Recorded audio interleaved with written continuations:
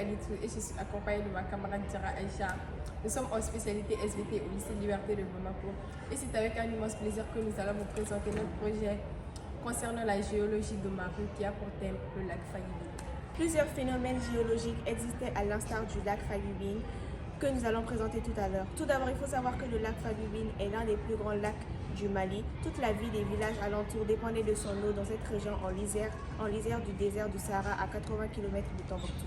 Tout d'abord, l'étude de la variabilité de l'hydraulique du lac Faguibine permet de dégager trois périodes. Une série de crues bénéficiaires, les fonctions agricoles et pastorales du lac évoluent. Aujourd'hui, suite à une série de crues déficitaires et aux grandes sécheresses qu'a connues l'Afrique saharienne, une partie du lac est asséchée. Les surfaces cultivables en décrue sont fortement réduites, contraignant les cultivateurs au nomadisme agricole et à la pratique du métayage. Ces derniers sont ainsi de plus en plus confrontés à une insécurité frontière. Parallèlement, dans ces conditions, de nouvelles ressources pastorales se sont développées. La Faguibine est alors devenue une aire de transit et pâturage. Cependant, les communautés locales sont malheureusement incapables de faire face au changement climatique et les dirigeants mondiaux sont appelés à prendre des mesures concrètes pour rapprocher l'action climatique au plus près de ceux qui souffrent de ce phénomène. En effet, la sécheresse de ce lac a poussé les habitants à l'exode car ils ne peuvent plus vivre de manière durable dans la région et cela a également causé l'arrêt de la pêche, ce qui a entraîné une perte importante de revenus pour les communautés locales.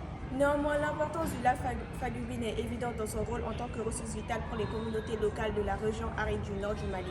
Le lac a historiquement soutenu les moyens de subsistance des pêcheurs, des bergers et des agriculteurs. En effet, la Faguibine a été confrontée à des défis environnementaux importants de la part de la population locale, tels que la transformation du lac séché en forêt. Cette adaptation a également entraîné des changements dans les rôles et les responsabilités de genre. L'assèchement du lac Faguibine s'explique essentiellement par deux phénomènes. La première cause concerne la baisse tendancielle de répartition en Afrique de l'Ouest enregistrée depuis 1968. Outre cette diminution quantitative, la répartition spatio-temporelle de la pluviométrie a changé en Afrique subsaharienne.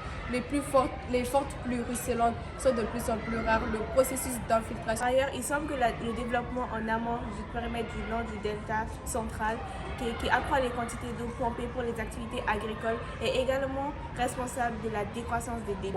En définitive, Faguibine reste un domaine crucial pour les activités agro-pastorales, de la gestion des ressources naturelles et des stratégies de résilience des acteurs locaux.